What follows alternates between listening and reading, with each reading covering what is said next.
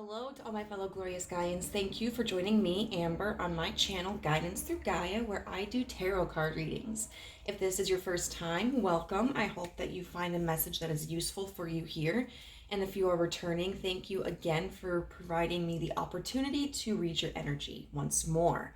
I have to apologize because I haven't been as committed to making videos and uploads, and it's not just a lack of motivation with this. I'm kind of struggling just all around in my life because I'm very mentally and energetically distracted by something. And that's one of the major lessons that I know the universe is trying to help me learn, which is how to release and let go, not get attached to outcomes, to trust, that things will happen as they are meant to, and not to worry so much. So that's kind of what inspired the direction that I want to take this reading, which is part 2 of my elemental series. We're going to be focusing on how can you implement more air into your life. Air energy is all about the brain, and I suppose our throat too. It's about communication. It's about analysis, intellect, logic. And so we're going to be seeing where we need more of that. So we have 3 piles here today. We have pile 1 with the Wise Dog Tarot. And you've got a Jeep here that says, "Remember, I love you." Then we have the Disney Villain Tarot. I just love using this deck in most random situations, honestly. And I also just watched the new Little Mermaid, which, by the way, if you haven't seen it, go see it. It is amazing. My only complaint is that sometimes the CGI looks pretty wonky, but otherwise the acting is superb. The music is amazing. The changes that they made, I think, really fit the storyline and the times that we're in today, so can't recommend it enough. Also, we have a wave here. And then for our 3rd pile, we have the Tarot of the Dream Enchantress with the Sea Turtle. All right, so go ahead, take as much time as you need, and I'll see you in whatever pile you choose. Bye. Hello, group number 1. You chose the Jeep that says, "Remember, I love you," and the Wise Dog Tarot. So this is going to be about how you can implement more air energy into your life. And so with this Jeep, I think of travel, potentially of moving away from something. And Jeeps are really good vehicles for going onto rugged and roughy terrain, like if you want to go off-roading. So you may be traveling through a very difficult period in your life, and there's this sentiment of, "Remember, I love you." This could represent potentially somebody else asking that you remember they love you.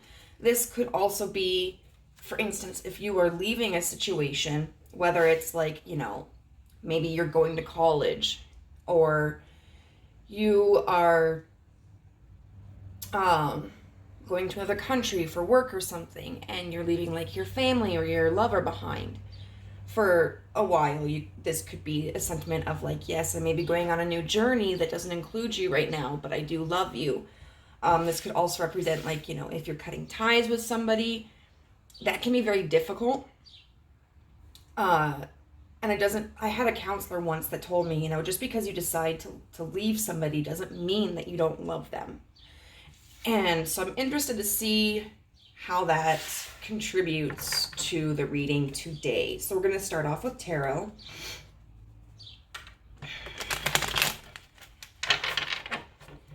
All right.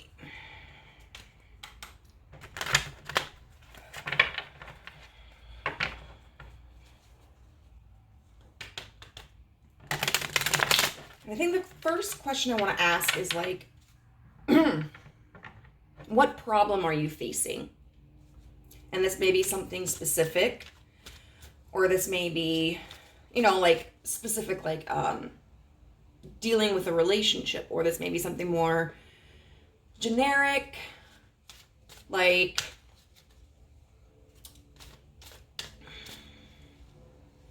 indecision. So we'll see what comes up. All right. What problem is group number 1 facing? The Tower. The Tower, I would say, is a transition card in and of itself. It's not necessarily a physical transition. It's more an emotional transition. And it can have implications in the physical realm. But it's definitely a huge life change occurring. And as I said about the rocky terrain, like, the Tower is a card of difficulty. And it tends to be abrupt, but it's for the betterment of ourselves and our life. Because not everything that's hard or painful is bad for us. Sometimes we have to experience those painful and difficult moments so that we can grow. We've got 8 with strength in reverse.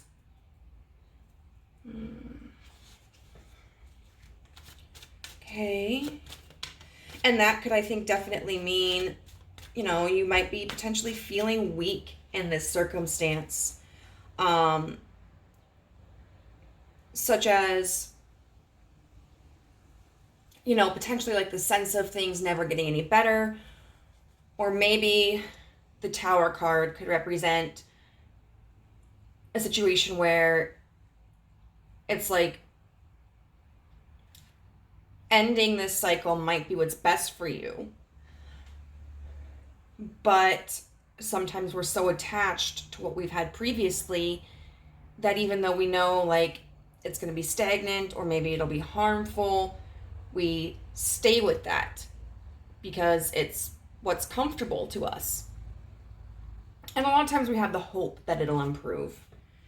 And so this could be representing like a difficulty in maintaining the strength to make a decision, like to stick with moving forward.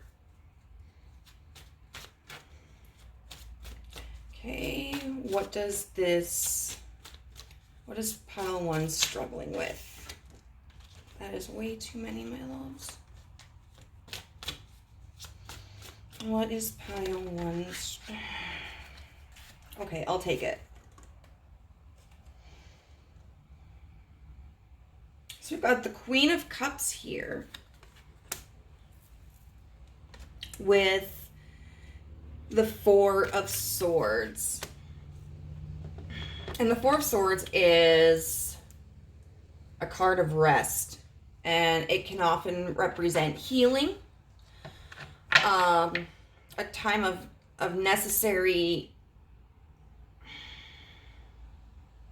stillness, after a period of difficulty, which would be the 3 of Swords preceding this. Or it can, represent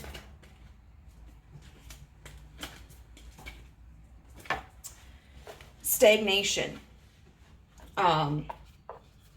which can be as a result of our actions, choosing not to move forward, not having the ambition to make a decision, or not having an ambition or the motivation to move forward. Or it can just feel like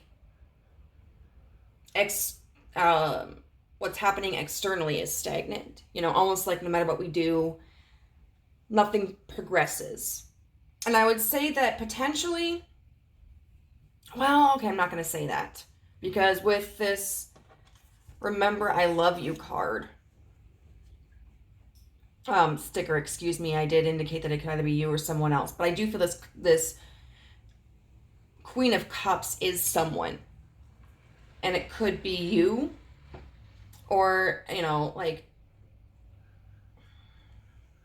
being kind of still in spite of how you're feeling.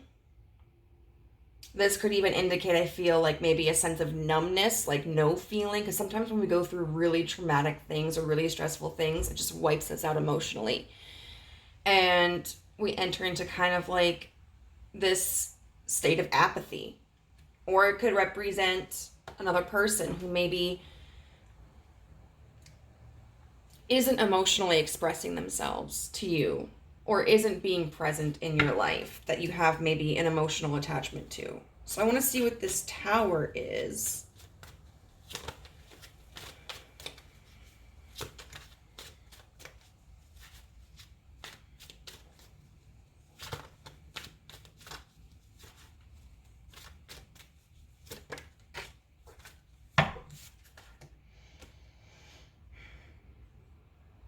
So we have the Four of Cups in reverse.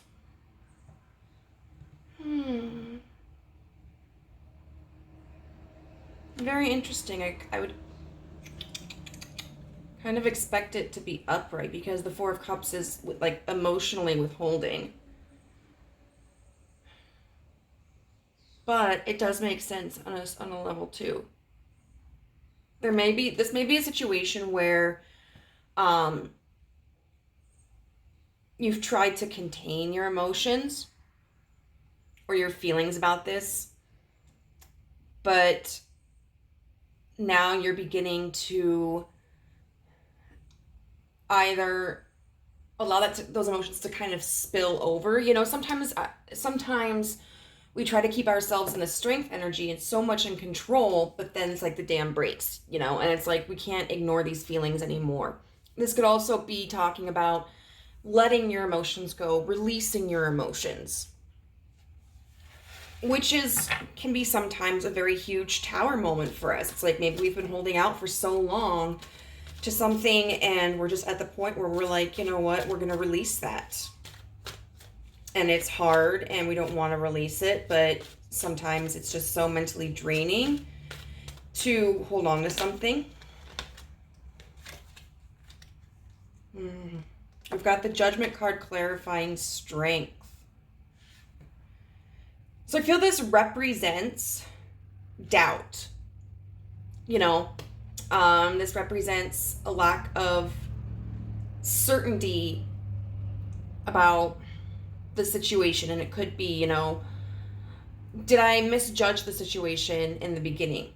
You know, when I was holding out hope for this situation, was I blinded by my own illusions? Or it could be, you know, I'm scared. I don't know what to do. I don't know what's going to happen. Or I don't know what decision to make. So you could be at this point where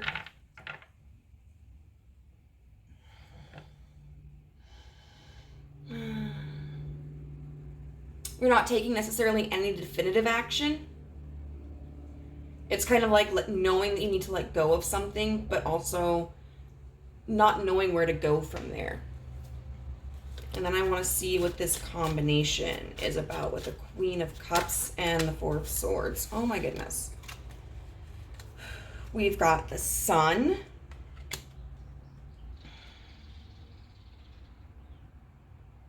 We've got the Eight of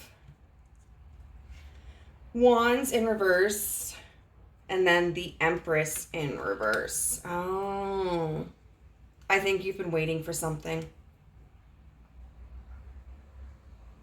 This might be my pile. You know, there's this hope with the Sun. This dream that we have, like this sense of excitement and adventure, and it's illuminating something that we really want. But I think this Eight of Wands in reverse and this Empress in reverse is showing that, you know, there's hope in spite of us not receiving something. So the Eight of Wands upright is like a travel card. It's action oriented and it's coming in hot and heavy and ready. But in reverse, there's no movement. You know, or if there is, it's like very slow, very sluggish. And the Empress in reverse can talk about not feeling nurtured, feeling neglected, or conversely, sometimes holding on too tightly to an outcome. And so with this Queen of Cups, I feel like this potentially could be you.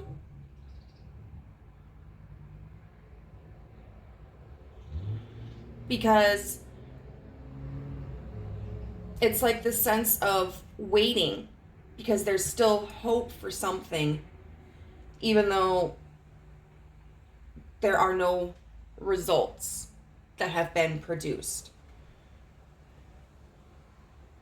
Conversely, this could represent someone else waiting for you, or waiting on a situation, and maybe that's why you're struggling with making a decision, because you don't want to let them down, but you're ready to move forward in a direction that either they're not willing to accommodate or just doesn't include them at this point.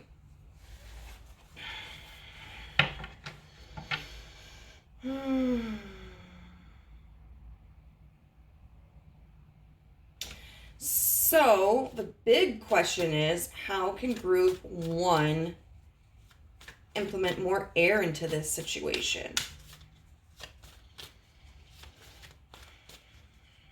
How can group 1 implement more air?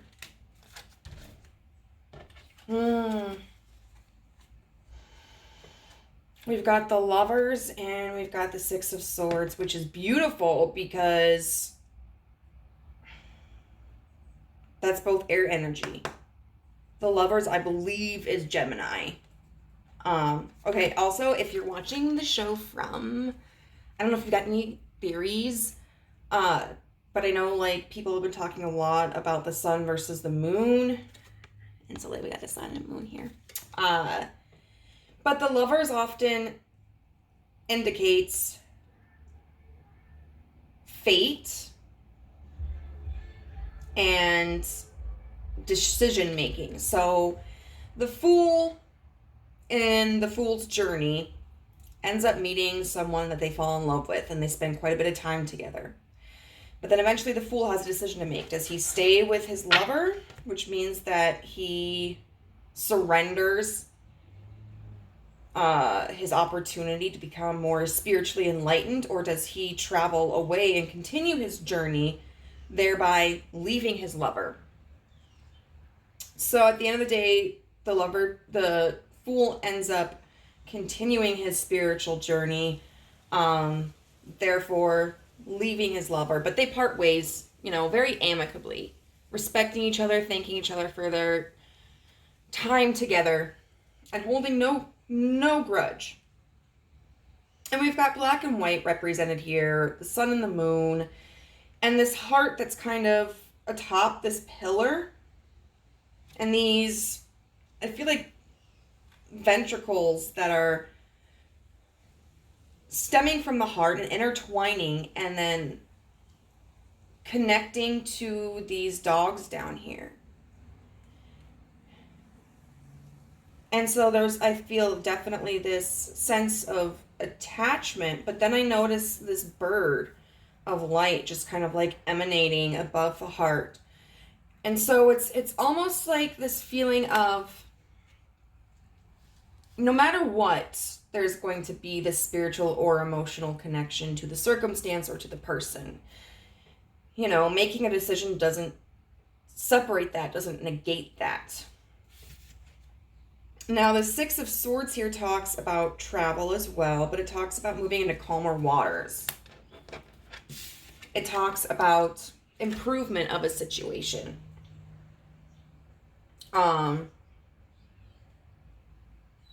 And I never noticed, but look at this.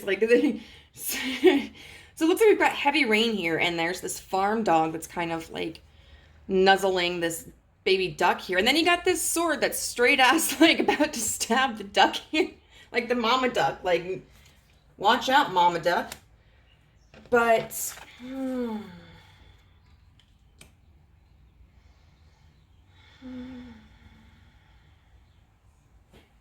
okay. I want to get a little bit more clarity on this. So how can we implement more air into this situation?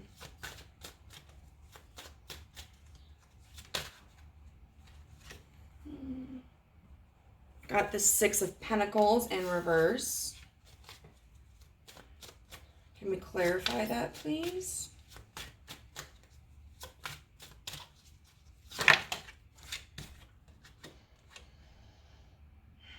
The Nine of Wands in reverse.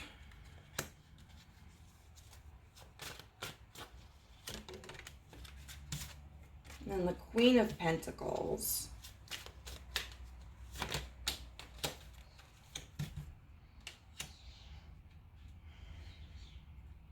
Okay. I don't know if there's really anything on the bottom here that I feel is pertinent.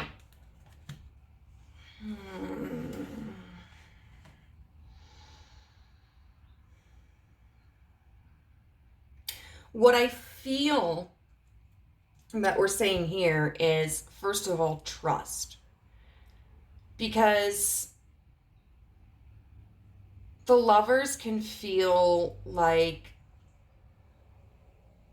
destiny, you know, the intertwining of fate. But it also involves us making a decision. And so I feel that the universe is saying, you know, trust that whatever decision you make, that no matter what happens, you will be fine.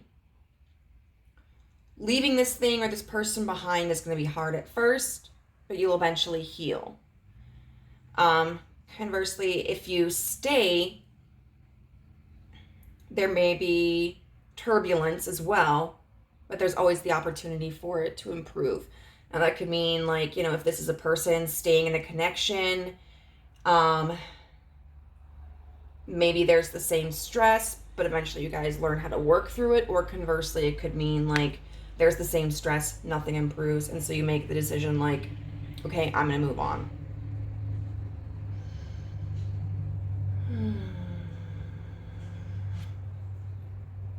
Now the Six of Pentacles upright talks about like an equal give and take. It talks about an equal share.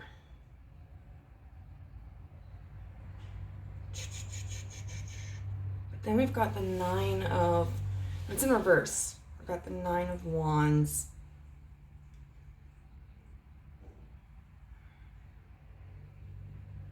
In reverse. You know, and we have here two hearts that are both different sizes, but they end up weighing equally, measuring equally. But when the okay, when it's in reverse, the Six of Coins can talk about someone, like an imbalance, you know, someone giving more than the other person. And the Nine of Wands in reverse can talk about different directions, you know, maybe not knowing which direction to take, or maybe changing directions. And so what I feel this is saying is understand that no matter what decision you choose, there is going to be an imbalance. You know, someone is going to be giving more or receiving more. And so at this point, if you're concerned about like, how can I equalize this? Right now, there isn't a way to balance it out. There isn't a way to equal it out. No matter what direction you take, there's going to be an imbalance. And so I think it's a matter of like weighing the pros and cons.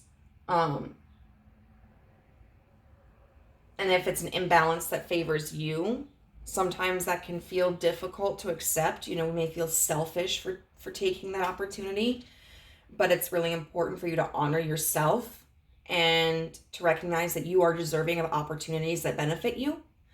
If there's an imbalance that benefits someone else or something else, that's when it's a matter of looking at like, okay, is this something that is a permanent imbalance? Because if it is, that's not something that's not an option that is healthy for you. Or is it a temporary imbalance? And if so,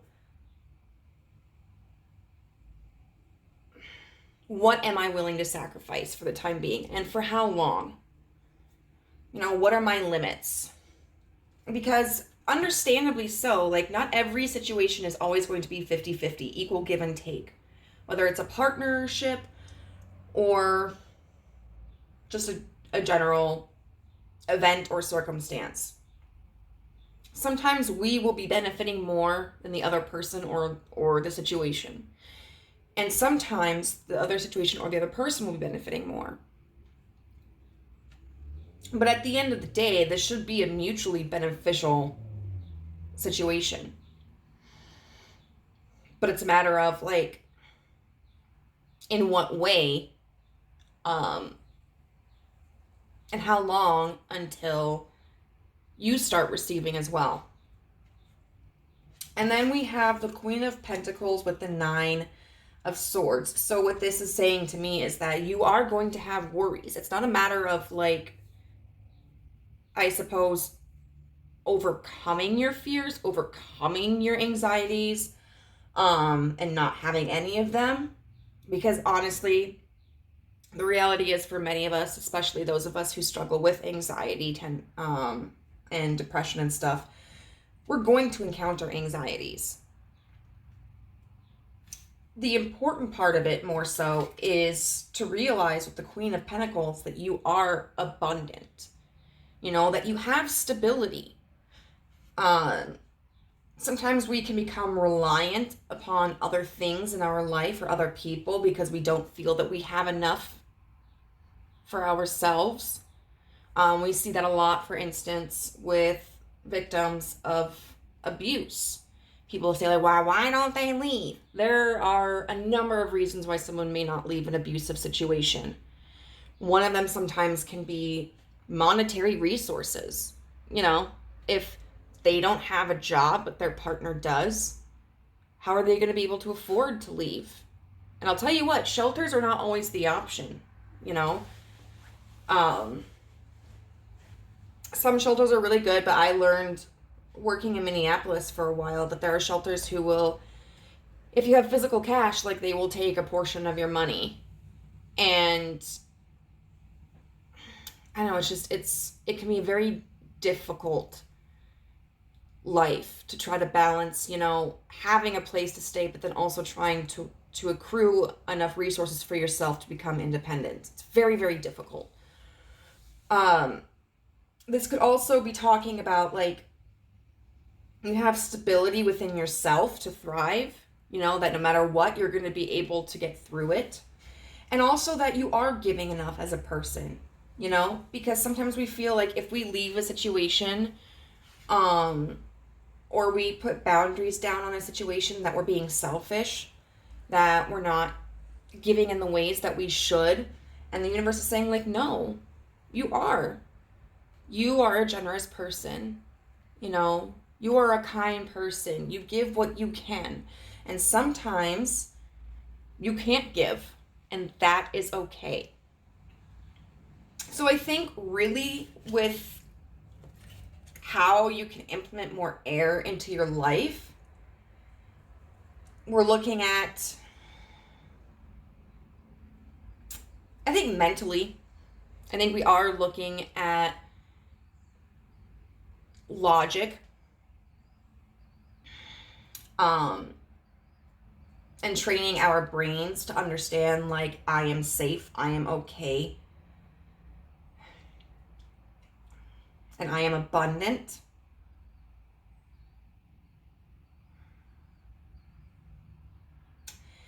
And also really assessing, like, what you want, what you're willing to sacrifice, but then what your needs are. And how did the different options work in tandem with those three things? So we're going to be getting some oracle cards for advice.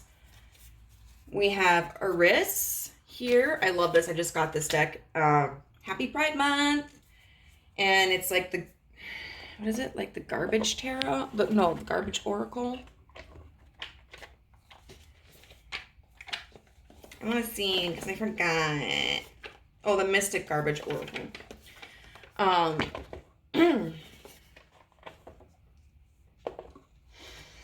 We have card number 24 with focus.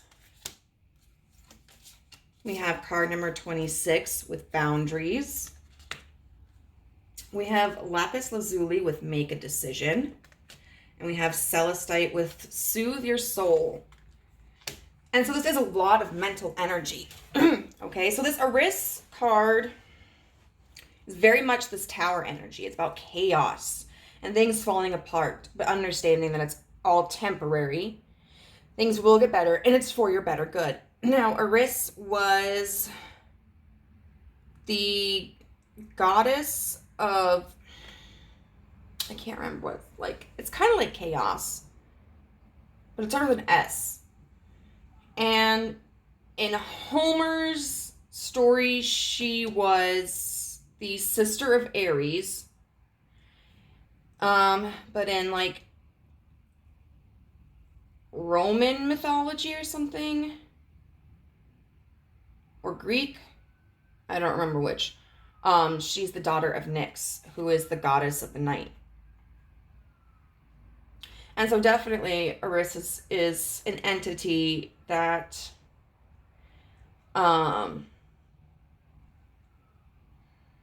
might be considered like a dark goddess. And a dark goddess isn't a bad or evil goddess. It's someone who I think represents being affiliated with the more difficult parts of our lives and ourselves. They're very necessary. And so Eris might be somebody that you want to work with if you do deity work, or maybe you want to study up on. You might also be interested in Kali from Hinduism, because Kali often represents coming in with kind of like this destructive force, but with the purpose of rebirth. So focus here, we have the bow and arrow. And that, I believe, is really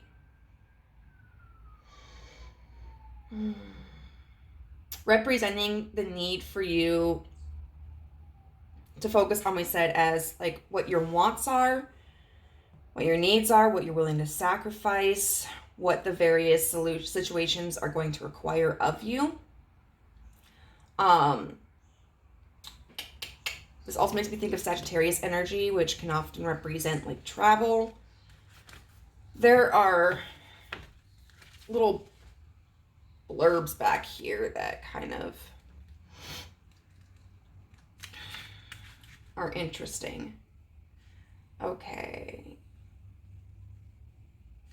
The bow and arrow have long been used as a weapon for hunting and protection. Now they are used more for sport. It is with great focus, discipline, and sight that one becomes a skilled archer. And I think that's, you know what, that's very true too. Like, this is a situation where you may be worried, like, what if I make the wrong decision? Well, for one, that's just part of life. You know, sometimes we make the wrong decisions, and there are consequences to them. That could mean, I don't know, like maybe you decide to move for a different job, and then you get to your new job and you realize, like, shit, I don't like this job. I want to go back to my old one.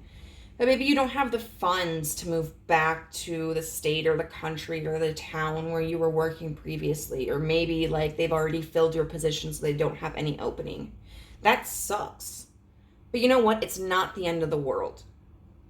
Because you can find a different job. Or maybe you stick it out and you find a way to make it work. Maybe it helps you change your perspective. And like for me, you know, I was looking for a different job for a while because I was really frustrated with work. And part of it was external, you know, like we didn't have enough staff, and I never knew like who I was going to be working with or who was going to show up to replace me, if anybody. But part of it was internal, you know. I was so worried about controlling everything, like, because I didn't feel secure that I was wreaking havoc on my emotions. And once I let that go, and I was like, you know what, I'm not even going to worry about this. Let the nurses handle it. Then I was less stressed, you know? And then we have boundaries, because this is a situation where it does feel like there may be an emotional attachment to someone or something, where you could oftentimes or be susceptible to sacrificing your needs without ever having the tables turned so that your needs are benefited later on. So it's important for you to find out, like, what are your non-negotiables? You know, what are needs that you absolutely need met? What are things that you can compromise on? There's something interesting about the Jaguar too. And it's talking about the Jaguar can help you keep your integrity and standards high. So the Jaguar is a symbol of integrity and impeccability. It has a healthy sense of boundaries and respects magic and the unknown. Which I take to mean, like, you know, it can be respectful of opportunities or people that, you know, that change, situations that arise that maybe aren't necessarily predictable. And it can adapt in many circumstances, but there's also that sense of, like, integrity, and those boundaries. You know, you may be thinking, like, maybe my standards are too high, and I mean, maybe they are. I don't know, if you're like, I need someone who makes $1 million and works out 8 times a week, because, you know, they put in that extra effort, and they live in Malibu on a beach house, and cook me French toast every single morning. Like, okay, fine. Those are going to be ridiculous standards. But, I mean, if you're thinking of, like, a person where it's, you know, I need communication. Someone who lets me know if they're going to be busy and if they're not going to be available for a while. I need somebody who is open to having a family. I need somebody who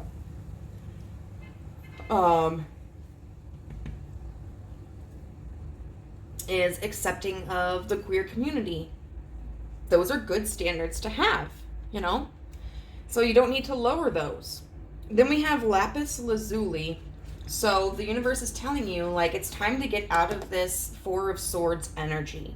Okay, and you do need to make a decision. But the thing is, like, you can always change your mind.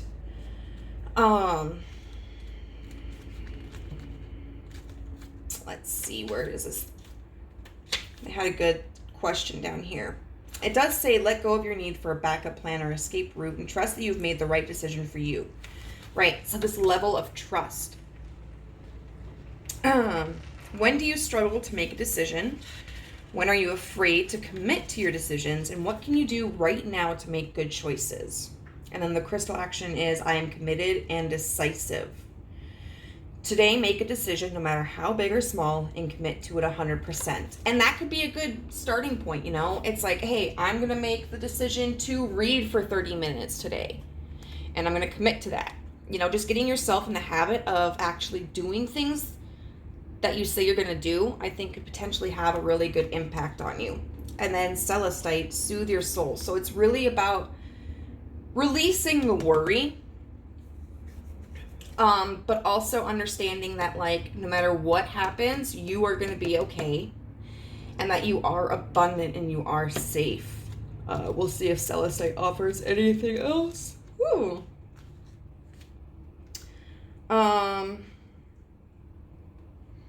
How does worry serve you? Because it can serve you. You know, worry lets us know sometimes when things are wrong. It just also can, if we haven't learned how to have, like, boundaries, and if we haven't learned how to care for ourselves and trust ourselves, then it can also be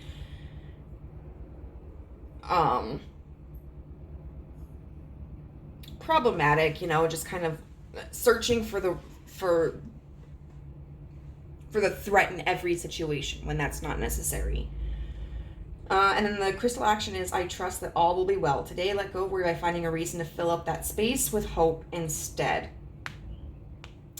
So it does say, most of the time the things you worry about don't actually end up happening, and when you look back, you realize how much time and energy we wasted stressing over something you had little control over.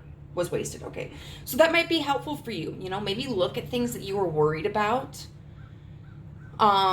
Like, you know, oh, I thought I was going to fail my driver's test. Like, I was convinced I was going to fail my driver's exam. But then guess what? I didn't. You know, I passed. And see, like, maybe how your brain has constructed these insecurities, and then eventually,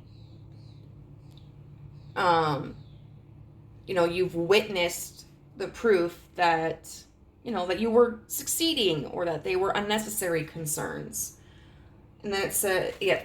Okay. So we're going to get, and then it's a, yep. So now we're going to get some like affirmation statements. These are like from Deepak Chopra. And these are really good for like meditations, I think, and mantras.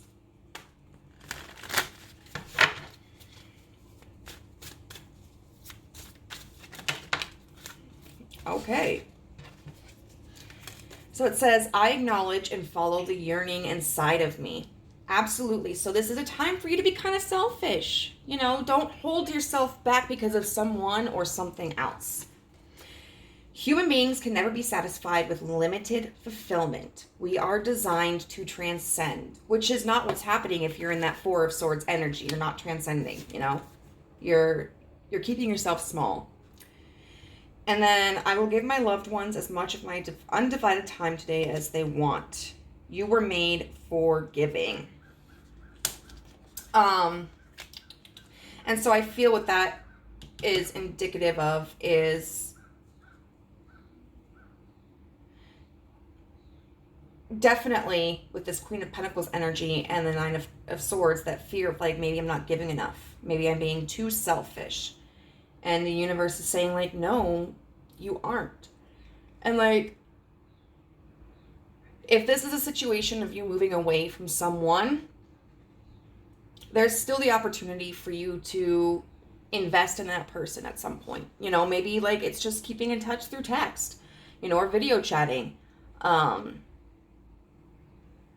Maybe it's going down once a month to see them. Otherwise, you know, this could talk about like you're going to have new people or new situations coming into your life that you can nurture and give to, you know. But remember, I love you.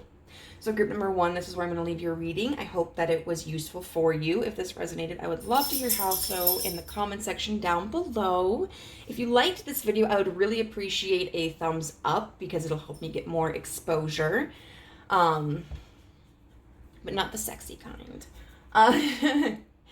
And if you haven't joined our family but would like to do so, just hit the notification bell and the subscribe button so you can know whenever I upload a new video.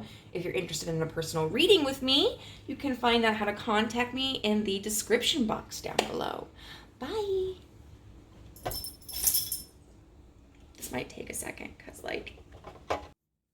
Hi, group number 2. You chose the Crashing Wave or the Disney Villain Tarot. So we're going to look at how you can implement more air energy into your life. And it's funny because we have a wave here. Now, I don't understand necessarily the ways of the ocean.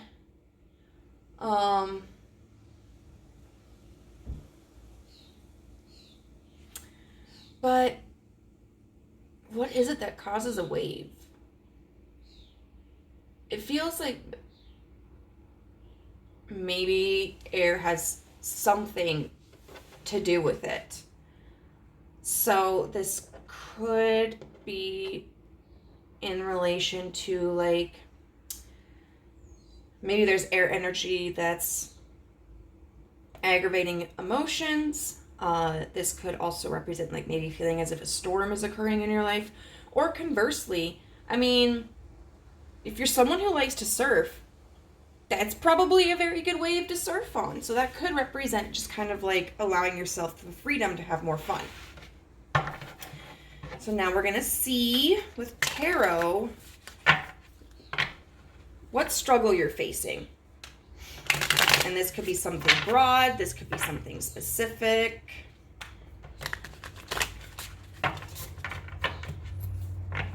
But we shall see what we get. Okay, so what situation is pile 2 struggling with?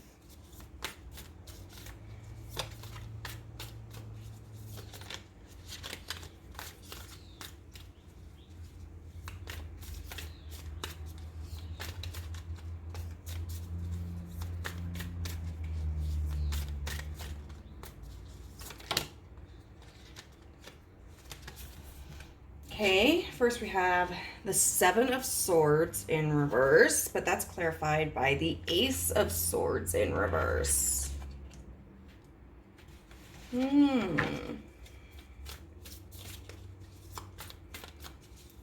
Which, you know, right away is air energy. So that could... And then we've got the 10 of Swords. So... Okay, there are 2 things so far that I could see this meaning with the 7 of Swords in reverse can talk about revealing something that was hidden. And the Ace of Swords in reverse could really talk about a dishonesty, a lack of truth. So there may be something that you have hidden from someone or yourself that needs to be revealed, or that you have revealed, or something someone else has revealed to you. This could also indicate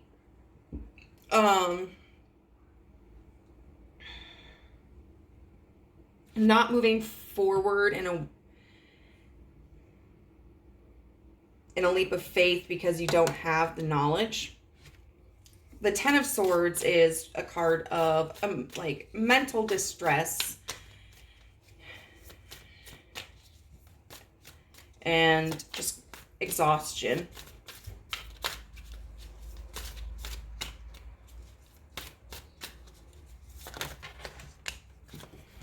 Oh my gosh. Okay, so we have the Queen of Cups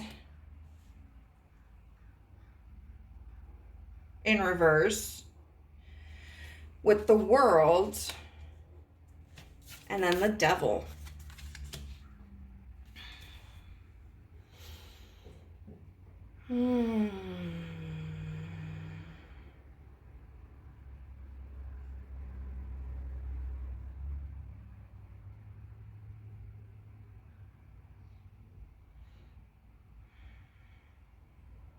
I feel like this could specify an attachment to especially a person who is either just emotionally unavailable, but they could also be someone who is emotionally abusive or manipulative. Because the Queen of Cups in reverse is somebody who, she's not really considering the feelings of others. She's more self-focused, and she may turn off her feelings, or she may utilize emotional attachment to her benefit. So we'll see. I want to see what this group, like what a clarifier is for this group.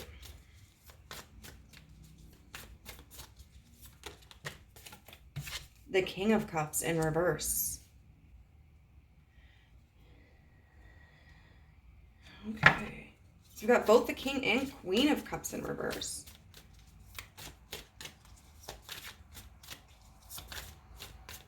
The Ten of Swords. Oh my God. We've got the Nine of Wands in reverse with the Page of Wands and the Four of Swords. And then for this group over here. So what this strikes me as when I'm getting cards like this is, to me, I see this situation as something that's more complex, you know, that has a lot of different aspects that are impacting the situation. You know, when it's coming out like one card at a time, then I feel like the package is just a little bit more neatly contained. Okay, I'm not taking all of those. I'm sorry, though. Like, my brain can't handle that much.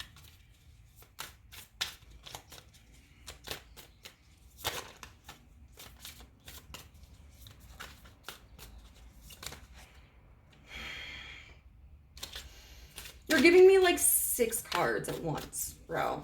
I don't even have enough space on my table for that.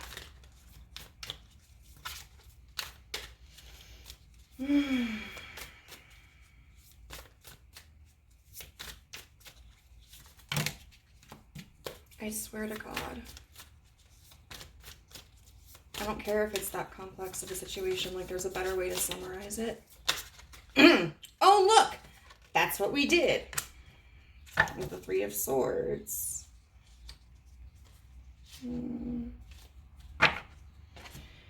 Okay.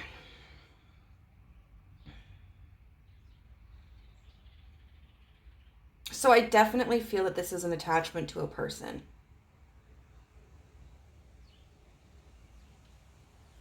I don't know what this King of Cups energy is. Oh.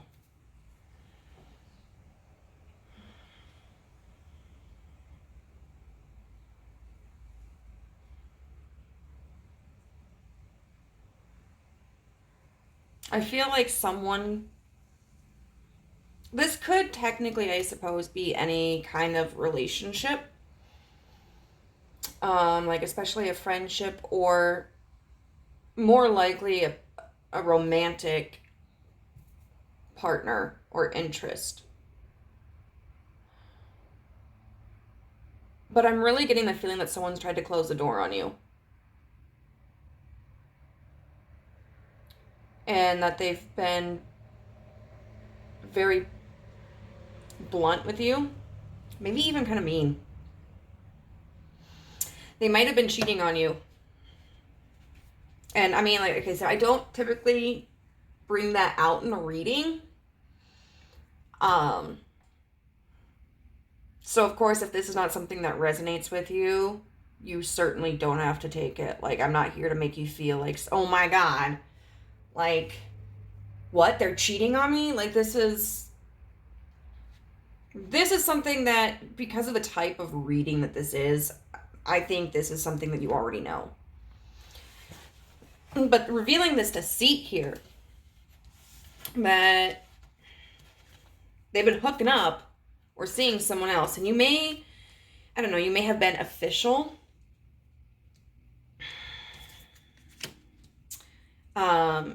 And so this may legitimately be like someone cheating on you. Or if you guys kind of were in a situationship, or were just dating and not really like in a committed relationship, but maybe you felt like it was going somewhere. This person may have come out to you and been like, hey, I'm seeing someone else. I'm hooking up with someone else. I'm connecting with someone else. Like, you're not the only one. Or maybe they have chosen to become involved with someone else over you.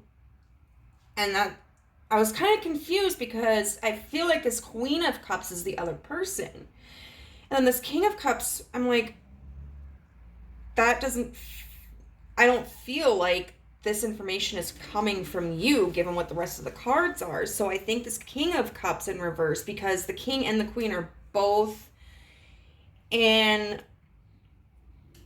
reverse, they're matching each other's energy, you know? And I don't feel like your energy and this person's energy really is in alignment, that it's on the same page. And so I feel that this is somebody that this Queen of Cups has been involved with that's not you. We've got the Ten of Swords. And that's, like I said, a lot of pain. And the Nine of Wands in reverse. And it's interesting here because the Nine of Wands is about traveling down a path. You know, you've made a decision about where you want to go. And so you're continuing the journey until you get there. But when it's in reverse, it can be scattered energy and it can be a lack of clarity on what do I do. You've got the Page of Wands, who is somebody who, you know, is ready to take action. They're ready to start something new. They're ready to come in with a new offer. This could be maybe you want to go out and meet someone new, or this could be that, you know, you want to try something new to win this person over. But then there's also the Four of Swords, which is not doing anything, you know, taking time out, maybe not getting involved with anybody else, or maybe getting away from this person and not communicating with them for a while. And we have the Queen of Cups here in reverse. Like I said, someone who's emotionally detached in the world, which is a cycle of completion, you know?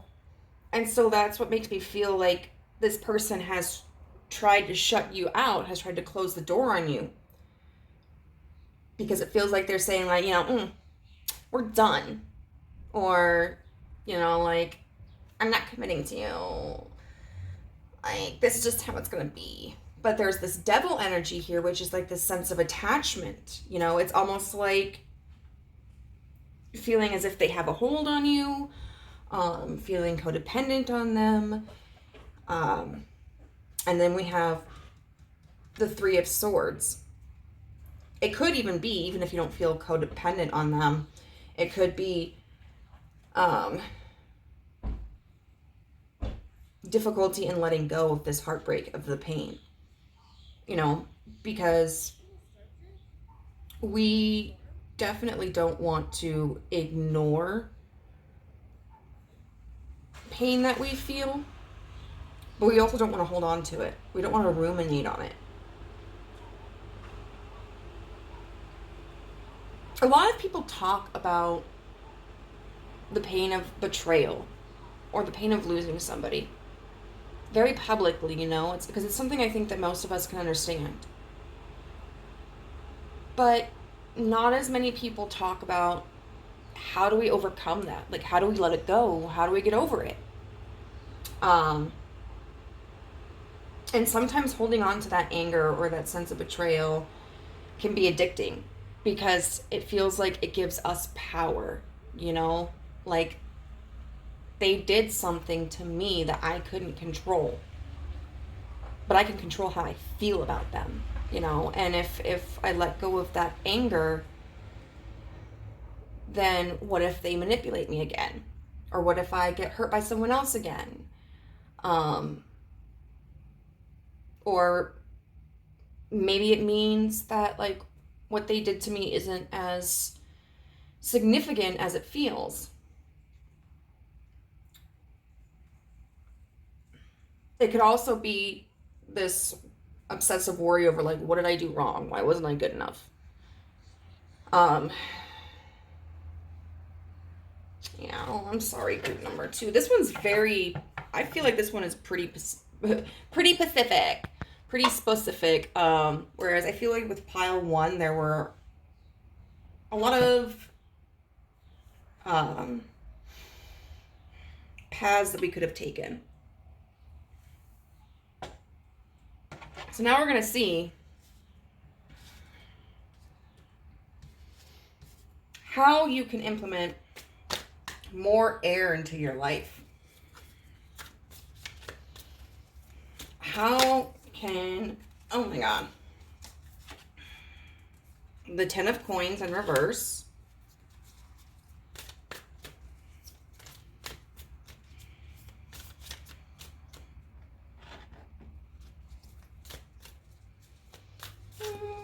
Okay. These really wanted to come out. The 3 of Cups with the Queen of Swords and the Page of Coins in reverse.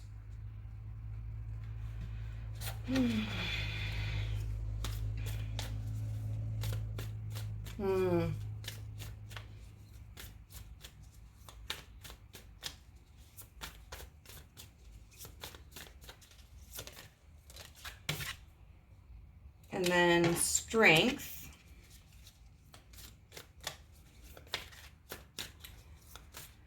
I do want to get any additional information with that 10 of Coins in reverse. Like, it's all pretty straightforward, I feel, but...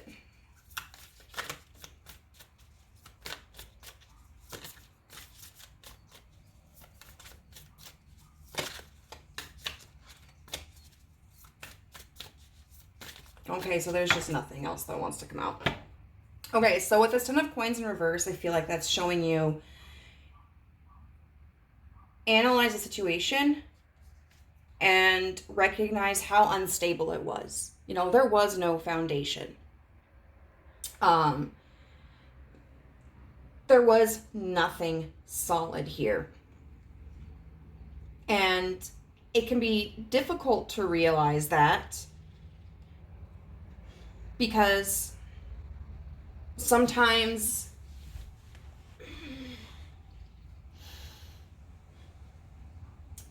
oh gosh, how do I want to put it?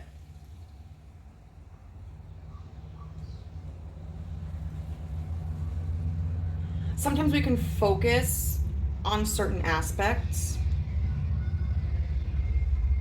I'm trying to think of something specific. Like, you know, maybe the length of time. Well, I was together with my first boyfriend for 6 years. Like, we've been together for 6 years. Well, doesn't matter how much time you were together for. Like, what was the quality of the relationship? I loved him. Okay, that's great. You know, it's never wrong to love somebody. But where was the security in that? How did he treat you? What kind of words did he say to you? How did he express his love for you? How did he treat your friends? How did he treat your family? How did he contribute to the household needs? You know, it's like really easy when we're going through a breakup or a separation to really romanticize and focus on the positive things. But as time goes on, we kind of start to notice like, oh, this wasn't a healthy situation. Yeah. Like, he tried to keep me from all my friends. He accused me of cheating on him. He would never spend time with me. He didn't contribute to the household funds, and he didn't contribute to any of the domestic needs. Wow, why did I put up with this for so long? Then we've got the 3 of Cups with the Queen of Swords and the Page of Coins in reverse. So I feel like what that is signifying, first of all, the 3 of Cups is like a party card. It's fun, you know, and it can be a very positive one to get in a reading. It can indicate third-party energies, so with especially this seeming like there was another person romantically or sexually that was involved. Kind of makes this seem like this Queen of Swords, I think, is the same Queen of Cups in reverse. And I feel like this means they were just kind of having a bunch of fun with other people, you know, never really treated it seriously. And with the Page of Coins in reverse, I'm sorry, guys. This is just bugging me because this is the elephant boneyard. and it's upside down, and it just reminds me of testicles every time I see it out of the corner of my eye. And I apologize for that.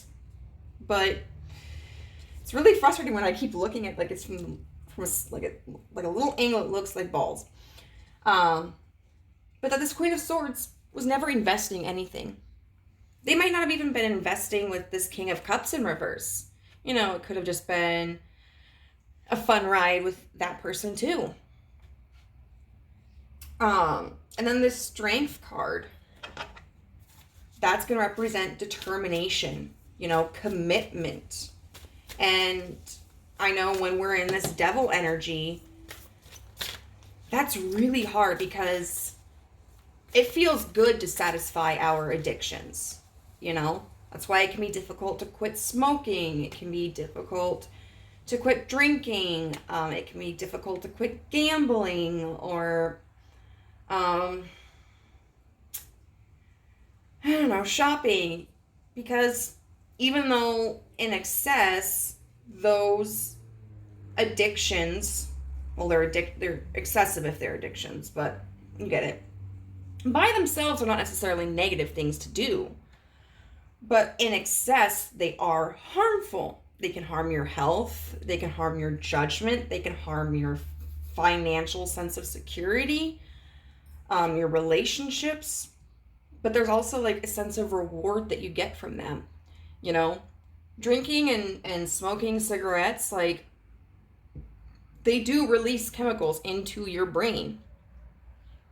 The good like the happy chemicals, the fun chemicals. And so when all of a sudden you're not getting those chemicals anymore, and in fact you might be getting like the cortisol, you know, the stress hormone, you don't want to go through that. You don't want to go through the stress of experiencing that. Or like, you know, you go and you gamble. That releases, once again, chemicals into your brain. Every time you win, you're like, yes, yes, yes. Like, I'm so good at this.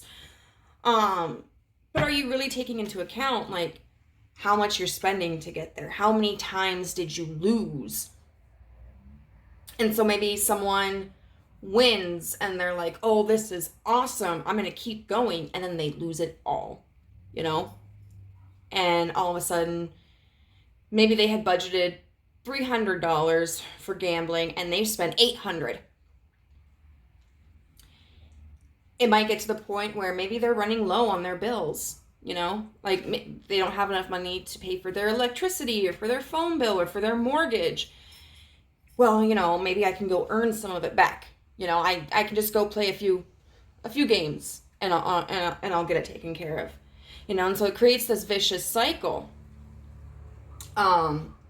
Likewise, when we're addicted to somebody else who is causing us pain, or it's painful to be with them, or has hurt us,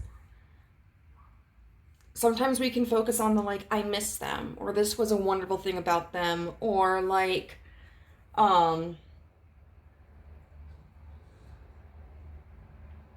you know, I don't want to be alone, so maybe I'll put up with this. But what's going to be best for you is to stay strong in your resolve, to do right by you, and not let this person manipulate you or degrade you. I want to see if there's a suggestion on how you can maintain this strength.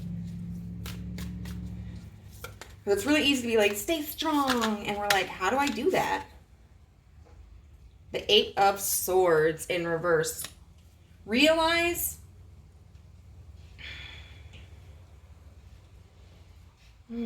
that you are in control of your thoughts, for one.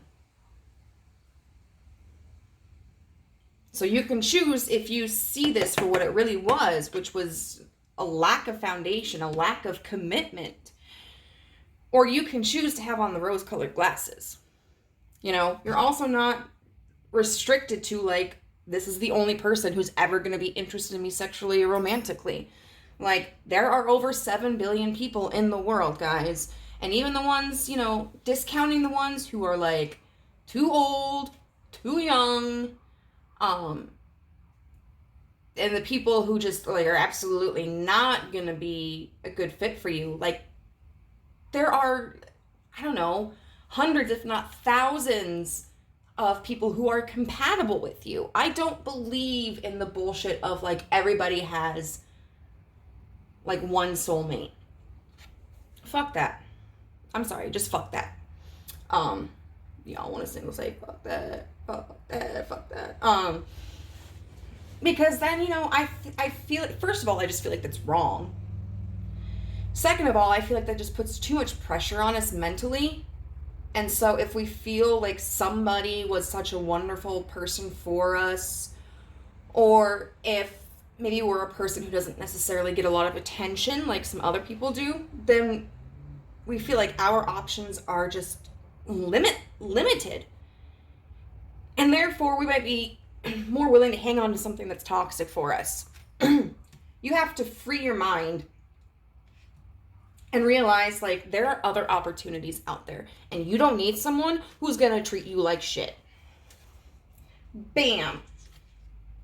Also, we have the star here with the Justice card. So there is hope. You know, first of all, hope that this person's gonna get their own karma. Which, I want to be clear, like, karma in the way that a lot of us use it is not the same as, like, what karma truly is. Because karma is, like, our life points totaled by the end of this life. And then, like, they contribute to what kind of person or entity we're created into in the next life. But anyway. But also, like, that you're going to get what you deserve in a good way, in a positive way, in a happy way. Like, you don't have to settle for someone who is garbage, okay? I'm getting really passionate over here. I will fight for you guys. Like, let me see this person. Let me see them. Because if they don't want a commitment with someone, it's not hard to tell them that, okay? Or if they're like, I just want to have fun, it is not hard to tell someone that. And I feel like ultimately they were dishonest with you. And I feel like they treated you like trash, you know? If you're going to treat someone like trash, just don't be around them. Don't have them in your life. Like, miserable people love to make people miserable. Okay, we're gonna move on. Okay, we've got the solar plexus. Now, this is advice for you. Continued advice. That solar plexus definitely relates to the strength. We have gluttony, very reminiscent of the devil. I mean, the devil could also be like pride or wrath or something too. We've got shift. We've got carnelian, feed your creativity, and smoky quartz, let it go. Oh, before I forget, I feel what this is saying is utilizing logic by assessing the situation with this person, breaking it down. Maybe it's a pros and a cons list. Maybe it's a good times versus bad times list. But I think utilizing logic is really going to help calm this wave of emotions. You know, by being able to look at like, well, this is all the shit that I wasn't getting in this relationship, or this is how, you know, this person treated me that wasn't healthy. You know, this is what I was willing to give to the connection, but you know what? This Queen of Swords, like, they never reciprocated anything. You know, like, I was always willing to buy dinner for us. I was always, you know, there for them when they were feeling ill. I was always telling them how beautiful or handsome they were, getting them gifts, you know, and they never took me into consideration. One time when I was short on cash and we had gone out to eat, they threw a fit. So I ended up just, you know, buying their food and not getting any of my own. Or like, they never complimented me. In fact, they always just told me negative things, like I was dumb or I was ugly, you know, things like that. Like, really, I think, make a logical list of these things. And then potentially like look at logically, as we mentioned, how many people there are out in the world, you know?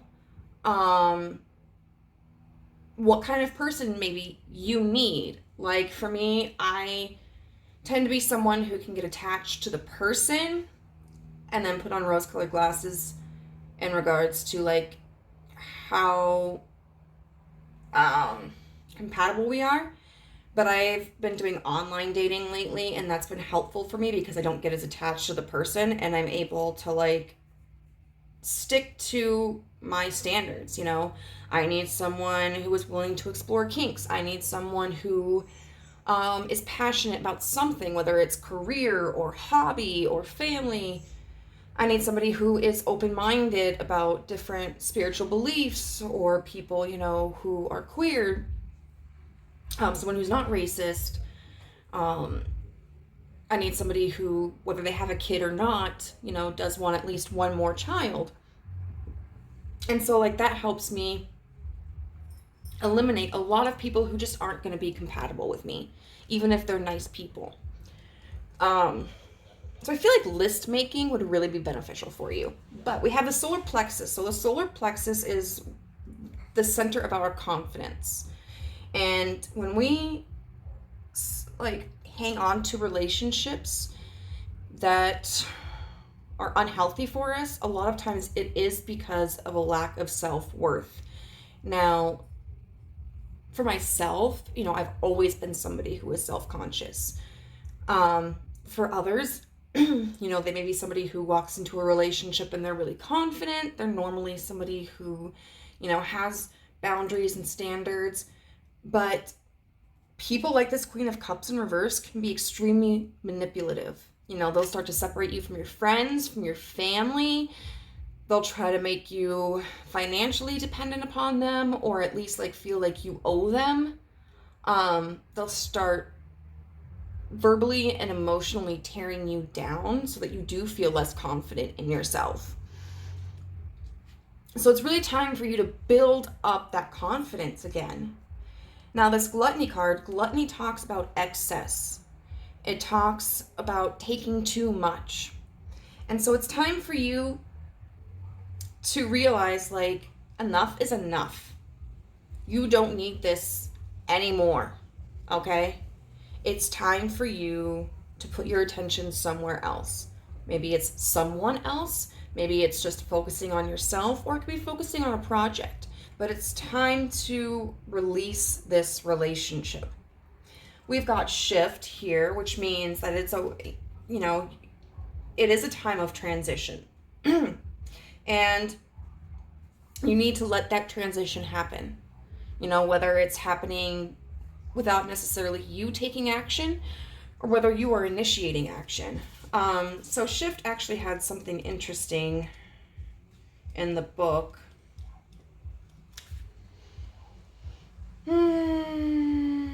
Okay, so, and the symbol says breakthrough. It says Dagaz is a Norse rune. It is the last rune of Futhark, which is the oldest form of the runic alphabets, and literally means day. This rune is a symbol of fulfillment and achievement, symbolizing the rebirth of light in one's life. It is the rune of the awakening, of the dawn, and the day rise. This makes me think, I don't know if you've ever seen it. I feel like my demographic is around my age range, but there was a show that I used to love, a cartoon movie called Rock-a-Doodle. And Rock-a-Doodle was a rooster whose crow, like whose voice would make the sun rise every morning. But something happened and I can't remember what, and like he just lost all hope. Well, then this boy, his family lives on a farm and the rain is coming down really heavy, and his mom has been reading him this book. And I think they had to go like take care of some of the cattle or something, or build protections because there was a risk of flooding. And so this kid ends up getting turned into like this little cat and gets swept away in the current. It ends up in the same world as Rockadoodle. And so much of the story is like, it's gloomy, it's dark, it's rainy, and then when Rockadoodle regains hope and he finally crows, the sun comes up, And so it's kind of like the dawn after a storm. We've got Carnelian with Feed Your Creativity, which I feel like is, if you are someone who is creative, you may benefit from investing your energy into your creative medium of choice. Like for me, it's writing. For others, it might be painting. For others, it could be dance. Otherwise, I think this can also just talk about doing something that you normally wouldn't do, because sometimes we get stuck in a rut. And if we just continue repeating the same cycles over and over and over, nothing is going to change. But maybe like in the morning, you get up and you usually have a cup of coffee and watch the news. Maybe instead the first thing you do in the morning is go for a walk in your neighborhood. That way it allows your mind to expand and entertain, I suppose, different energies and different possibilities and different perspectives. And then Smoky Quartz, this is kind of self-explanatory. It says, let it go. I want to see, because these do have some interesting questions and like mantras. What sparks your creative side? Is there anything holding you back from letting your creativity run wild? What do you want to create? And then affirm, I am imaginative and create freely. Today, start one new creative project or restart one you abandoned. And I think that's important, that I am imaginative and create freely. With this Eight of Swords in reverse and the Strength, realizing like you have more control than what you realize. This person just tried to keep you boxed in, made you feel like you didn't have control. And then Smoky Quartz. What experiences from the past do you dwell on? How would you act and feel in the present without the weight of those emotions? Affirm, my power is in the present. I leave the past in the past. Today, every time a storyline from the past comes up, recite your mantra. That's one thing I have to work on too, is being present. And so like I had a really rough day at work yesterday and I kind of made an idiot out of myself. And so I kept thinking about it negatively and just tearing myself down. But I started, like, every time I realized that I was thinking about the situation, I'd go, nope, we're letting it go. And I would start to think about something else. It's positive for me to reflect on that and go, okay, like, how can I handle this differently in the future?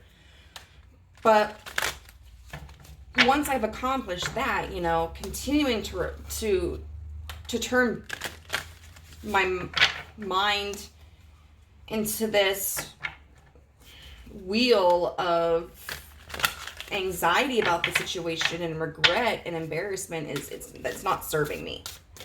Okay, so we're gonna get a message from Deepak Chopra, and I feel like these cards are really good for mantras and affirmations. Okay. Meditation exposes your brain to a less active state, and through repeated exposure, your brain adapts to that stillness and silence. I am still, I am silent, I am alive and well. So I went on this like forest bathing experience in January a couple of years ago. And it was just like walking through the forest and meditating, and one of the practices we did was trying to move as slowly as possible. And it was difficult, we live in such a fast-paced society that it was really difficult to walk slowly. But by walking slowly, you were able to notice different things, like if the trees were moving or not. If we heard anything, something about like, I don't know, city lights. And I've started practicing meditation myself, and it is something that can be really difficult to sit still with, especially when you're in a state of like sadness or agony or heartbreak or anxiety, because all your mind wants to do is race and focus on like one thing. But the more often you do it, the easier it's going to get and the more you're going to benefit from it. So group number 2, I hope that this was useful for you in some way. If you resonated with it, please let me know in the comment section down below how. If you enjoyed this video, I would appreciate it if you could give this a thumbs up so that I could get a little bit more exposure. If you are not a part of our family but would like to join, just click that subscription button and the notification bell, and you'll find out whenever I upload a new video. Also, if you're interested in having a personal reading with me, Amber, you can find my contact information in the description box. Bye. This just isn't going to work for me, is it? At first I was afraid.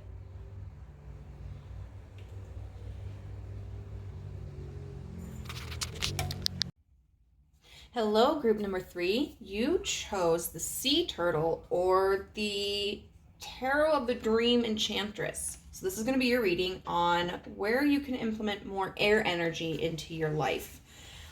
Starting with the Sea Turtle. So I researched a little bit of the meaning of Sea Turtle, and one of the interpretations is that there is a guardian spirit watching over you, so it can be a symbol of protection. And of course, another one is about good luck and longevity. So the thing about sea turtles is that they have to struggle to survive when they're first born. You know, they break out of their eggs, and then they have to crawl to the ocean. But sometimes they don't make it, you know. Maybe something got to them before they hatched, or maybe they're picked off, you know, as they're waddling. But when the ones who do make it to the water get there, you know, they just kind of go with the flow of the current. I think of Finding Nemo and, you know, the stoner turtle.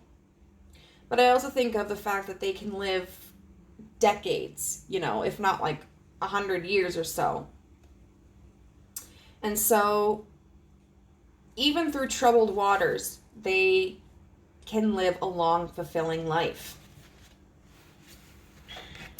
So how we're going to start is we are going to look at what the situation is that you're struggling with. Group 1 was a little generic. It could kind of go in several different directions. Group 2 was by far more specific. So it's going to be interesting to see what we get here.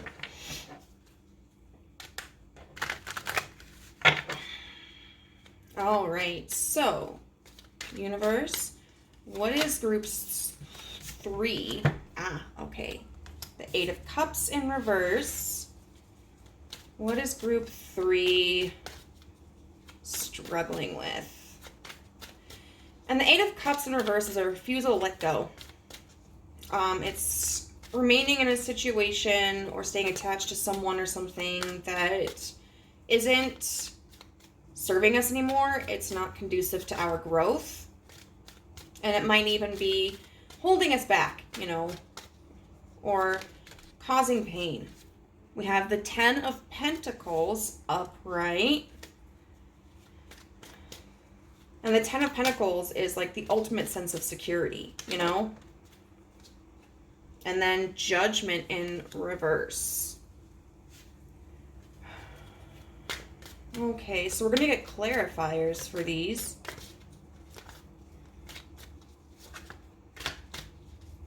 Can you clarify the 8 of Cups in reverse, please? It's like, yeah, I can. The Fool in reverse.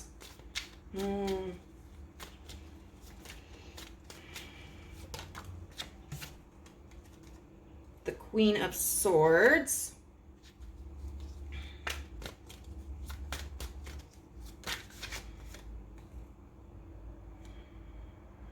And the High Priestess in reverse. So, very clearly, there's a refusal to let go of something or someone. And a refusal to move on to a new journey. Start something new. And it feels kind of like it's the sense of, well, you already feel like you're in a situation that is stable or that, is grounded. Maybe if it's a work situation, it's you've been there for a while and you're familiar with all the other staff and the clientele, and you know exactly what you're doing. Whereas if you were to start something new, you'd have to meet new people. You might have to learn different skills. And sometimes that can be really intimidating. I want to see what this Queen of Swords energy is here. I feel like that could be a mentor or like a business partner, maybe. And what's with this Queen of Swords energy? Oh, wait, no. That's not even the Queen. That's the Page of Swords. Sorry.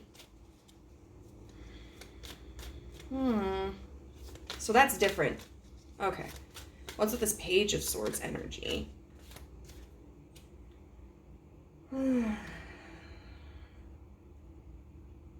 No, wait, that is the Queen of Swords.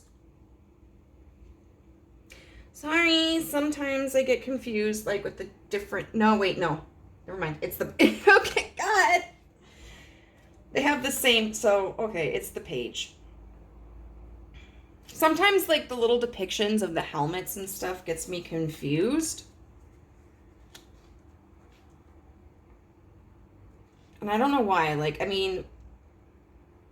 With the Page of Coins, I can always distinguish that in this deck, but sometimes I get the Page and the Queen of Swords confused in this deck.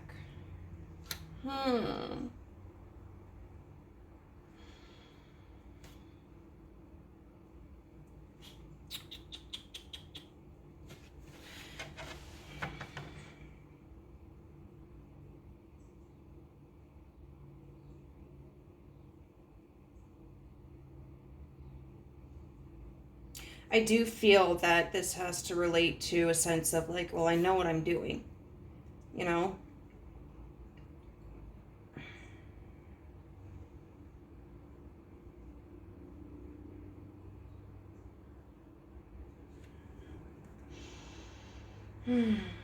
Because the Page of Swords is more about like ideas and communication, whereas the Page of Coins is somebody who's going to be making like an investment in something.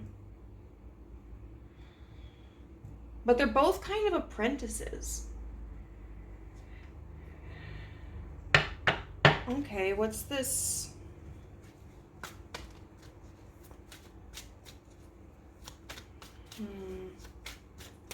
What's this High Priestess energy about?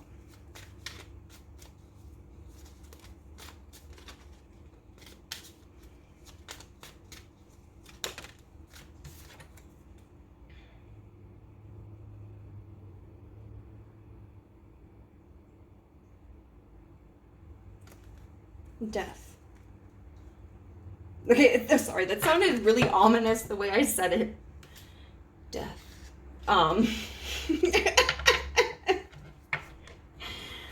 No.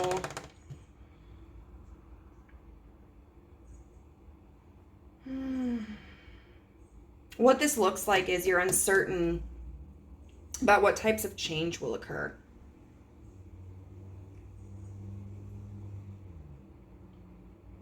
Yeah, so I really feel strongly that this kind of pertains to you choosing to remain in a situation that you're comfortable with and that you're like logically familiar with, instead of investing something new because of the uncertainty of not knowing. So what's the change about though? Like, what kind of change are you concerned about? Is it about like your skill level, or is it about like finances, or like the people? I want to see like if there's a specific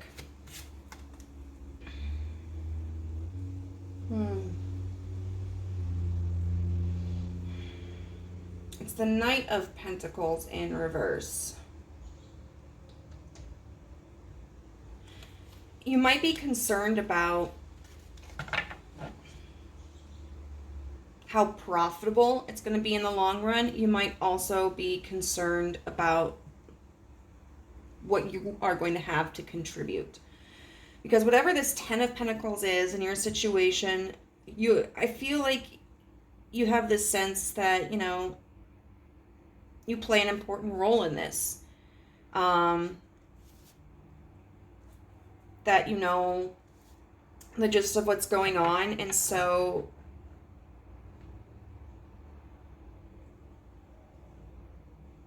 you kind of understand the needs and the expectations, and you know how to contribute to that and to supply that. But if you move into this new situation, you just kind of have to start all over. So how can group 3 implement more air energy? The Nine of Cups in reverse.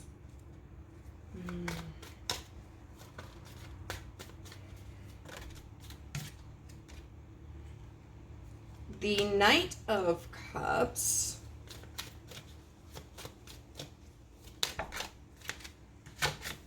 The Queen of Wands in reverse. I want to get some clarifiers for these. What's this Nine of Cups energy in reverse?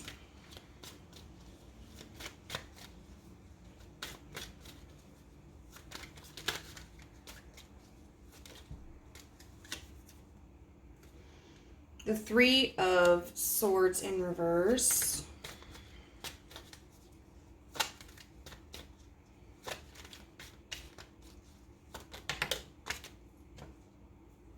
Oh, the Four of Wands.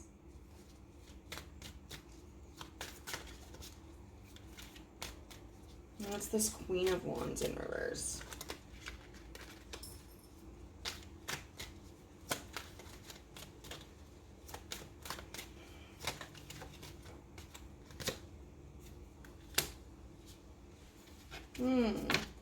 The Devil. Okay.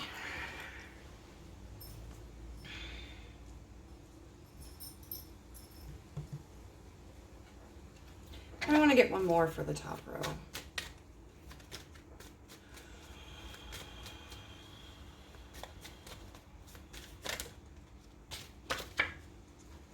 The Five of Cups. Okay.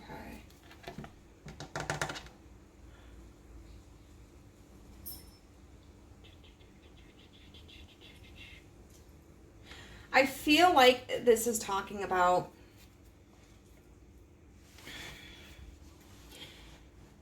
healing.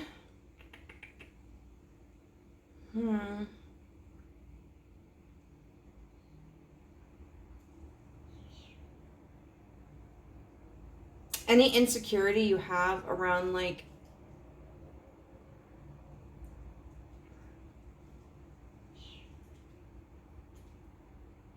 independence or usefulness.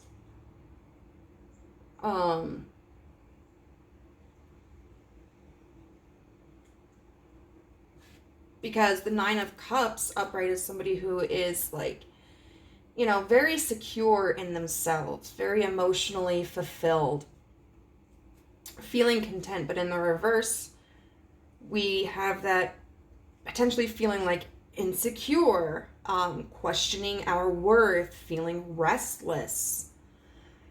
But the Three of Swords in reverse is all about healing. And then the Five of Cups often talks about focusing on what we don't have as opposed to what we do have.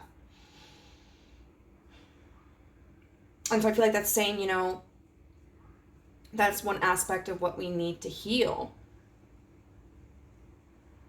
Is kind of like the grass is greener on the other side, or, you know, what we might lose if we transition from point A to point B. I feel like the universe is saying, like, you need to heal that insecurity, heal that emotional wound. And then with the Knight of Cups, with the Four of Wands, the Four of Wands is about, like, celebration, union. I mean, look at these guys. They're having, like, a hell of a time, you know? Wands also tend to be a very creative suit, as well as the Cups. Okay.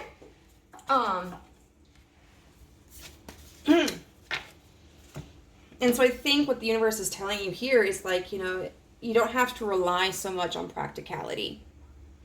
Allow yourself to get into this creative mind frame. And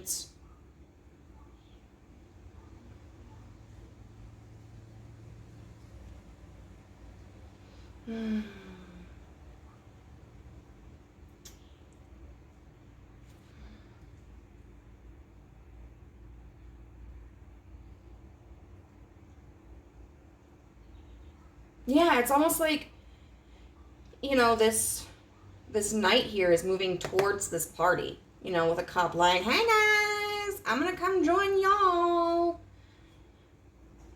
And so I feel like the universe is telling you, like, explore, be enthusiastic about this opportunity. Release the weight of any insecurities and fear about leaving behind this situation and moving into a new one. Because that way, you know, you're really going to be able to enjoy the experience. You know, we don't grow if we don't put ourselves into positions where we have to learn. And I think this could actually be a really good opportunity for you to network with people.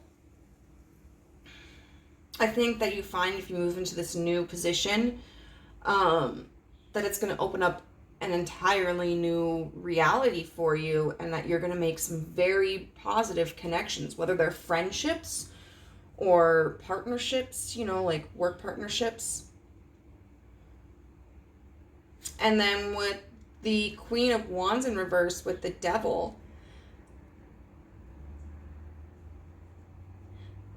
I definitely feel that the universe is saying, like, take inventory of the fact, you know, like, that you're being held back by your insecurities and by your pride. Because the Queen of Wands is, she's somebody who's a leader and somebody who is kind of like a creative mogul, you know, and she has an abundance of ideas, and she's not afraid to experiment, not afraid to make a move. And the only reason that you're in the reverse of this is because of your own pride and fear. So as far as, like, how you can implement air energy into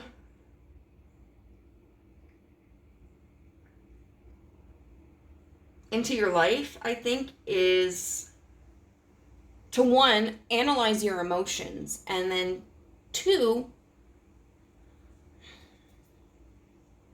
to move more from your heart than your head. Which is kind of funny, you know, that we're saying, like, how can we use more air energy? And I'm telling you, like, at some point you need to use less air energy.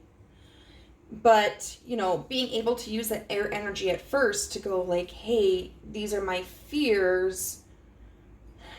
And this is what's holding me back, and this is what I can gain from the situation.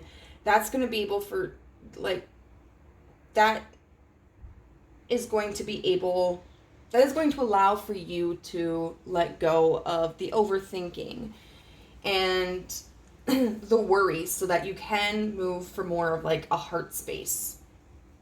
So we're going to look at some oracle cards that tried to escape me earlier. We have number 15 with growth. We have a crystal ball.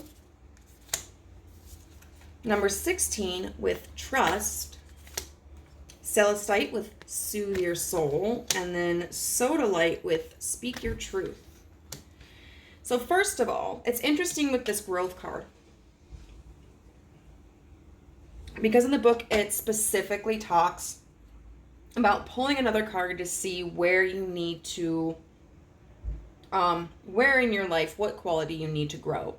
And so you truly need to grow in your trust, which has kind of just been a theme through all three of the piles. And, you know, it's very difficult, especially when we are too much in our air energy or we're too much in our water energy. Really any energy, I guess. But when we don't have a balance between, that's when it can become problematic for us.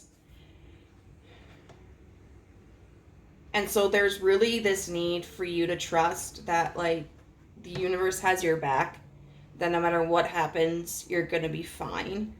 And also that, you know, you can trust yourself to make the right decision. There was something interesting I think I wanted to go through in growth.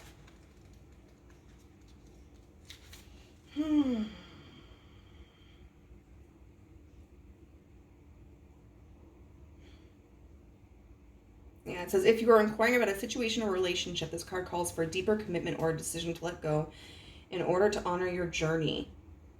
And then with trust,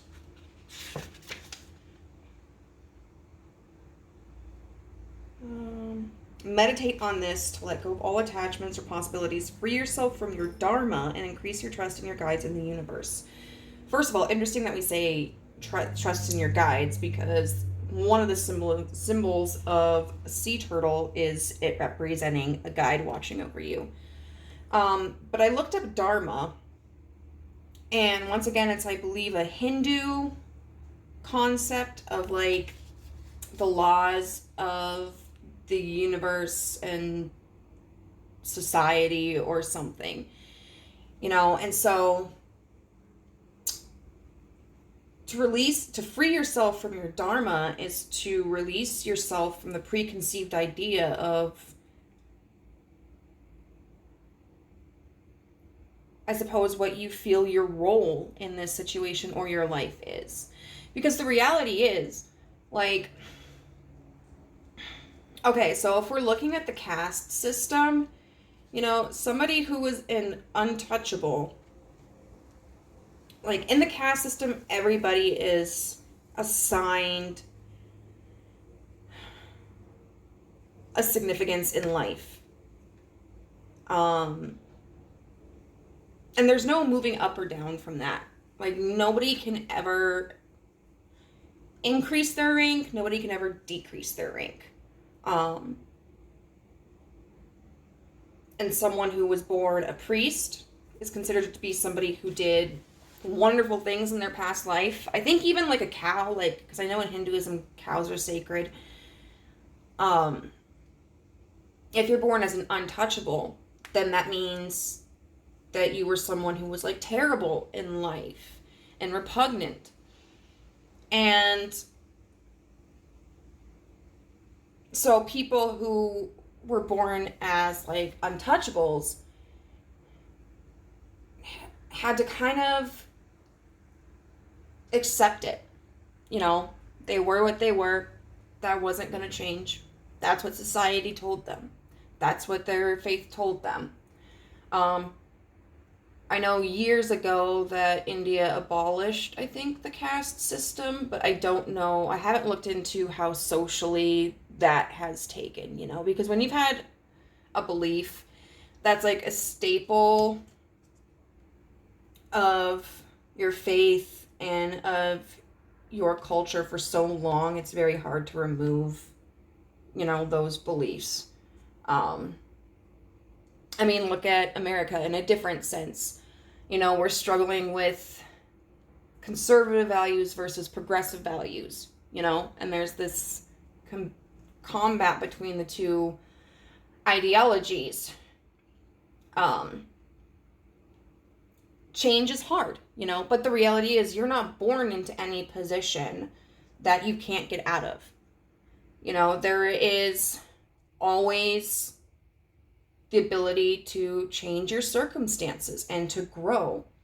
The interesting thing is, I don't remember much of this, but the symbol is the void, which is inspired by the nothing in the movie The Never Ending Story. So that may be something you want to look into. It's been a while since I've watched that. And it's a book, isn't it? I don't think I ever actually read the book either.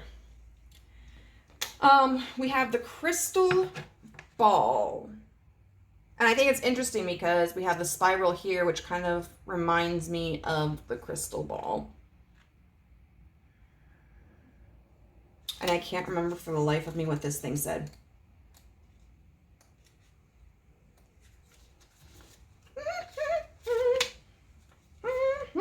I know it's part of the suit of hands. Oh, clairvoyance. Open your third eye to what is happening all around you. Listen to your intuition and follow your heart. Your soul knows the way. Follow it to the ends of the earth. Yeah, so this two, God. The priestess in reverse indicates somebody who doesn't trust their intuition, who doesn't trust in themselves, who isn't connected to their higher self or to their third eye chakra or crown chakra. And so it's time to kind of like flip that energy, ask yourself maybe like, why don't you trust yourself? Why don't you trust the universe?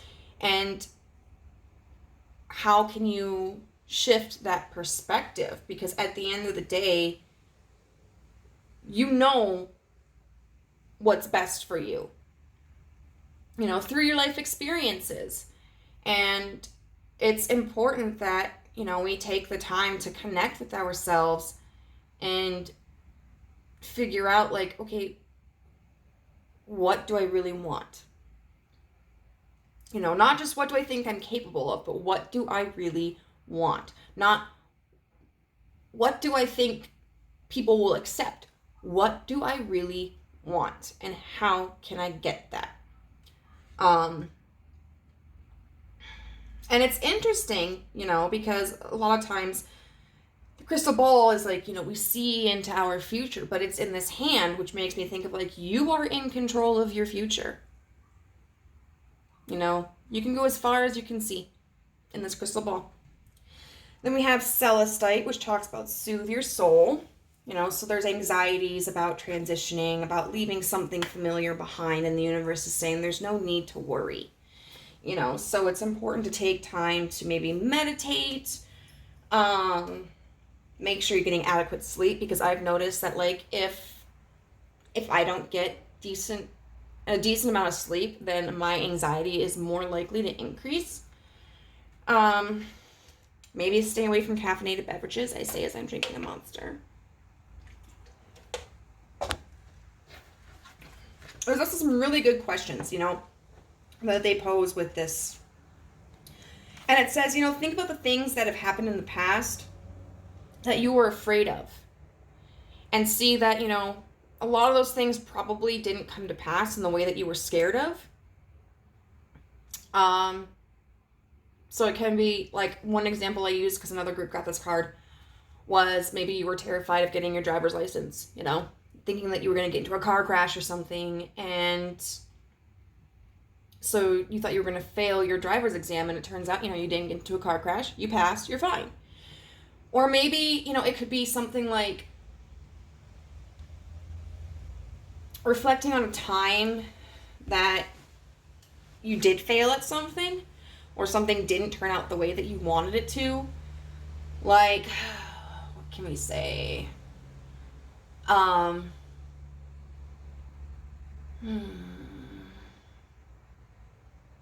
Maybe you applied for a university that, like, it was your top choice. You really wanted it. And yet you didn't get it. Like, they rejected you. And maybe that was, like, really painful for you. But you decided to go to a different university that did accept you. And you know what? Maybe you found your sweetheart there. Like, maybe you met the love of your life there. Or maybe you developed connections there that proved to be very useful to get you integrated into, like, the career, the program that you wanted. Maybe there was a professor that you met that you really connected with that you wouldn't have met at the other university. Or maybe, like, you just proved to yourself, hey, even though the other school was really what I wanted, like, I'm still able to succeed utilizing the resources and curriculum at this facility, and it's less about the institute itself and more about the effort that I put in. And then we have Sodalite, which is speak your truth.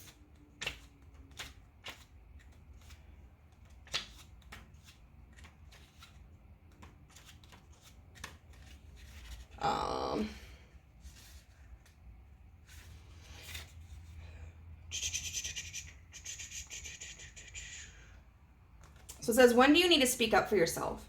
Where are you not being honest with yourself and others? How would it feel to speak your truth? So maybe, for instance, you have tried leaving this position, but people have always kind of convinced you to stick around. Like, we couldn't do this without you. Like, you're one of the most skilled employees we have. Just give it some more time. Please don't leave. And you always kind of bend. It's time to stand up and say no. I appreciate everything that you have offered me. And,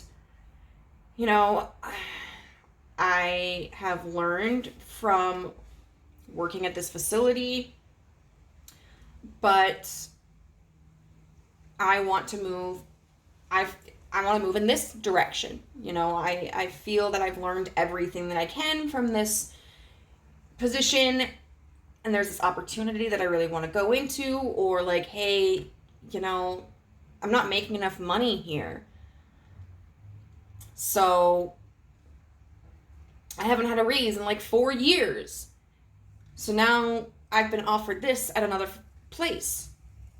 It can even be like, if you're going on into another opportunity, making sure that you are authentic about what you need.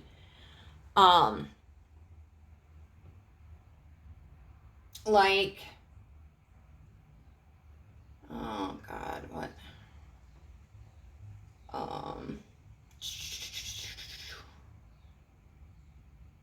For instance, I don't know, like, I can only work every other weekend, because I have 50-50 custody with my child.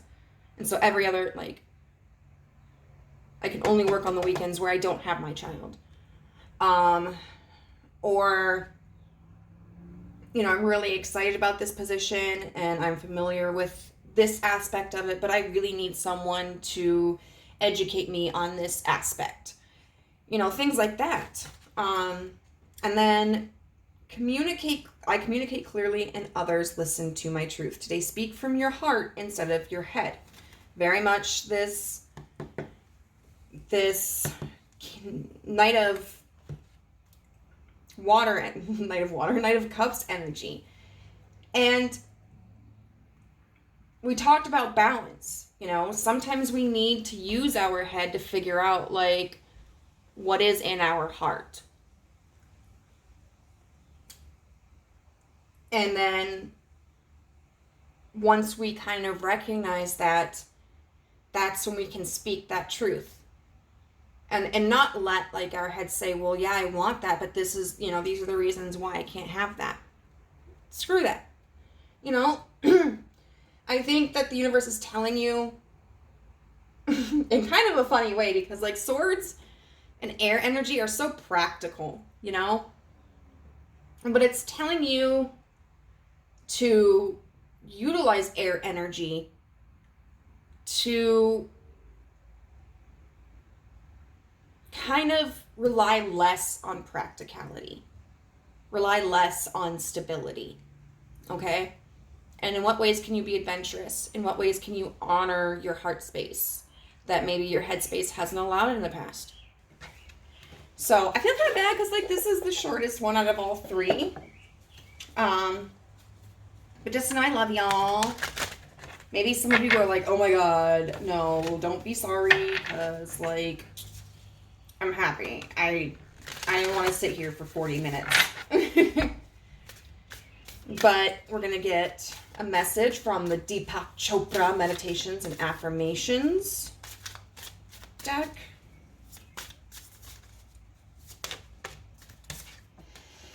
And it says, your body has an amazing capacity to correct itself. I am at home in my body. It is my haven and my comfort. Yeah, definitely. That's like trusting yourself, because like, hey, we've got this eyeball looking thing here and we're talking about the third eye chakra. So trust that your body is going to send you signals about, yes, this is a positive direction to follow, or no, this is a negative direction to follow. And then I will imagine 5 things I could do that no one else would ever expect. And then I will do at least one of them. You were made for creativity. Absolutely. Get out there. Explore. Be creative. Okay? Shake off the dust. So group number 3, I hope that this was useful for you in some way. If it was, I would love to hear how it resonated in the comment section down below. If you could please like this video, I would so appreciate it. It'll get me more exposure. And I love seeing, new people join our family all the time. If you haven't joined the family yet and you would like to, and I don't mean the Manson family, you can just hit the subscribe button and select the notification bell so you can find out whenever I upload a new video. And if you are interested in a private reading with me, you can find that information in the description box down below. Bye!